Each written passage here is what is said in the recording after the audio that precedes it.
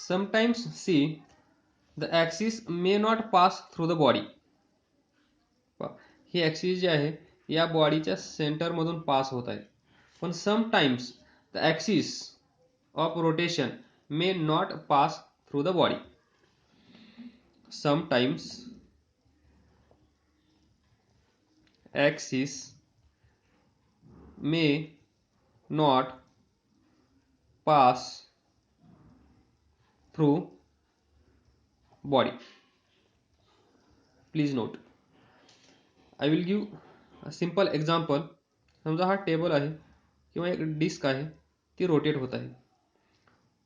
तर पहा, या डिस्कचा सेंटर इथे असेल, ही त्याची ॲक्सिस ऑफ रोटेशन असेल.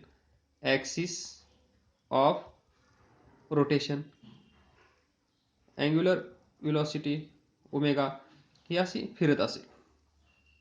तर पहा, फिरता फिरता काही वेळेनंतर इथे एक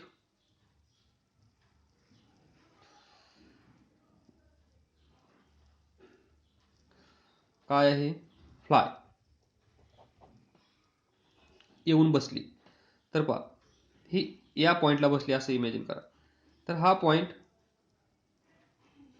पण सर्क्युलर मोशन करत असेल, म्हणजेच ही फ्लाय पण या ॲक्सिसच्या भोवती सर्क्युलर मोशन करत असेल.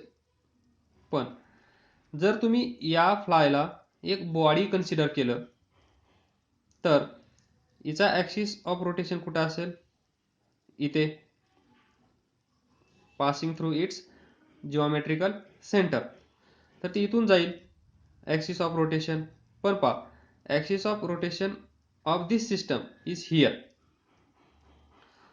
फ्लायचा centre of axis of rotation इथे आहे, पण ही फ्लाय त्याच वेळेस या ॲक्सिसच्या भोवती फिरत आहे, म्हणजे सर्क्युलर मोशन करत आहे. तर या केसमध्ये विचार करा, या फ्लायसाठी ॲक्सिस ऑफ रोटेशन कोणता आहे, हा, म्हणजे rotational motion of this fly about this axis. म्हणजेच या फ्लायसाठी ॲक्सिस ऑफ रोटेशन कोण आहे, इथे, ही ॲक्सिस. मग पहा, sometimes axis may not pass through the body. ही जी फ्लाय आहे या फ्लायमधून ॲक्सिस ऑफ रोटेशन जात आहे का, नाही. हिचा ॲक्सिस ऑफ रोटेशन वेगळा आहे, या सिस्टमचा ॲक्सिस ऑफ रोटेशन वेगळा आहे. इथे ही फ्लाय या ॲक्सिसच्या भोवती फिरत आहे, सर्क्युलर मोशन करत आहे या सिस्टममध्ये. म्हणजेच हियर ॲक्सिस ऑफ रोटेशन या जिओमेट्रिकल सेंटरमधून पास झालेली नाहीये. त्यालाच आपण म्हणतो sometimes axis may not pass through the body. हे पण रोटेट होत आहे.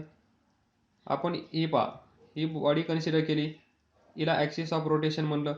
मग हिला जर बॉडी आपण कन्सिडर केलं तर हिच्या ॲक्सिस ऑफ रोटेशन तिच्या जिओमेट्रिकल सेंटरमधून जायला पाहिजे, पण तसं इथं घडत नाहीये. ही एक फ्लाय आहे, ती सर्क्युलर मोशन करत आहे, हिचा ॲक्सिस ऑफ रोटेशन वेगळा आहे, हेच सांगायचं आहे. नेक्स्ट, आता आपण कन्क्लूड करूया हा topic. If each particle of rigid body, ही जी रिजिड बॉडी आहे या रिजिड बॉडीचा प्रत्येक पार्टिकल परफॉर्म सर्क्युलर मोशन, हे असेल कन्क्लुजन.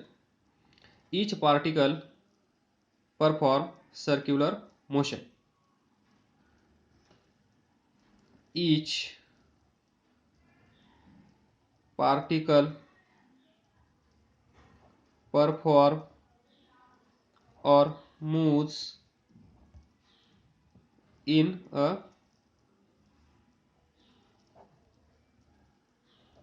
circle or circular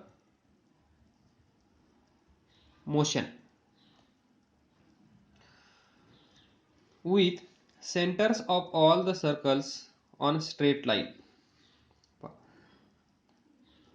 या सर्क्युलर मोशनचा सेंटर इथे आहे, या सर्क्युलर मोशनचा सेंटर इथे आहे, या सर्क्युलर मोशनचा सेंटर इथे आहे. प्रत्येक पार्टिकल जो सर्क्युलर मोशन करत आहे त्यांचे सेंटर पहा कुठे आहेत, एका फिक्स लाईनवर आहेत.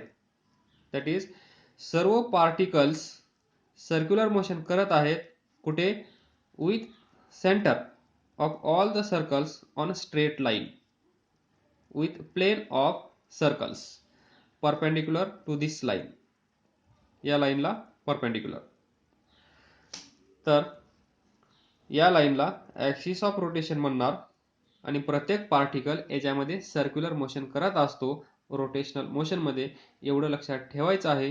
आणि हे आहे बेसिक कन्सेप्ट रोटेशनल मोशनची. From next we will start one concept and we will finish.